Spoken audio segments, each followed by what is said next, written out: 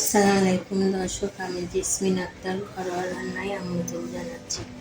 আজকের রেসিপি আমের ছুলকা সহ আমের আচার।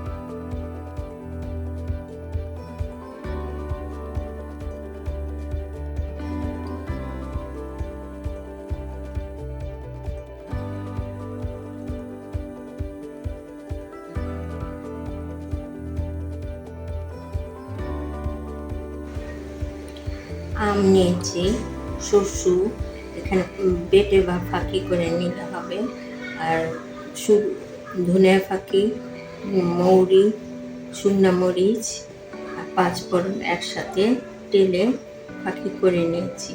রসুন ছেঁচে নিয়েছি আর ঝোলা গুড় নিয়েছি। আমটাকে এরকম করে কেটে নিয়েছি ছিলকা সহ, তারপর হলুদ দিয়ে সিদ্ধ করে নিয়েছি।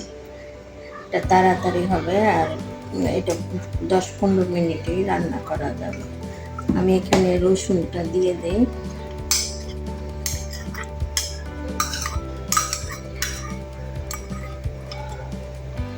রসুন আদা এরকম ছেঁচে নিয়েছি, বা বাটাও দিতে পারেন। আর শ্বশুর ফাঁকিটা দিয়ে দিই।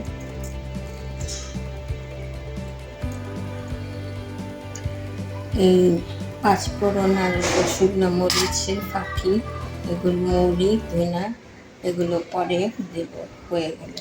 এখন ঝোলা গুড়টা দিয়ে দিই।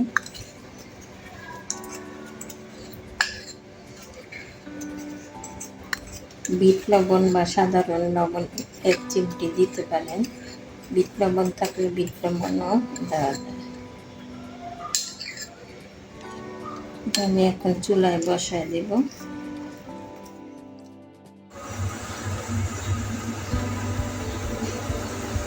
বিট লবণ একটু দিয়ে দিলাম, আর এটা 10-15 মিনিটই হয়ে যাবে। 15 মিনিট লাগবে রান্না করলে। পরে হয়ে গেলে পাঁচফোড়ন দিয়ে দেব। শুকনো মরিচের ফাঁকিও দিতে পারেন। আমি এখানে তেলে শুকনো মরিচ দিয়েছি অনেকগুলো, সেজন্য যে যেমন ঝাল খায়, বেশি ঝাল খেলে বেশি। পাঁচফোড়ন আর ধনে ফাঁকি, মৌরি, শুকনো মরিচ সব তেলে দিয়েছিলাম। দিয়ে দিই।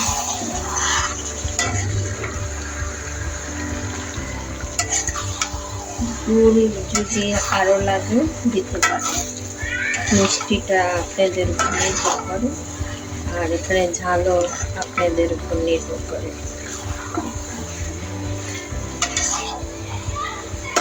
আর একটু 5 মিনিট হলে নামিয়ে দেব।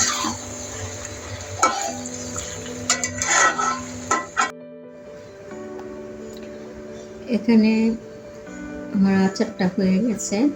এখানে রসুন আমি বেশি দিয়েছি, সিরকার ছিল না, সিরকার পরিবর্তে রসুনটা দিয়েছি।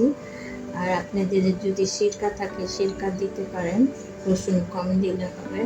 আর যারা অনেকে রসুন খায় না, অ্যাভয়েড করতে পারেন, না দিলে চলবে।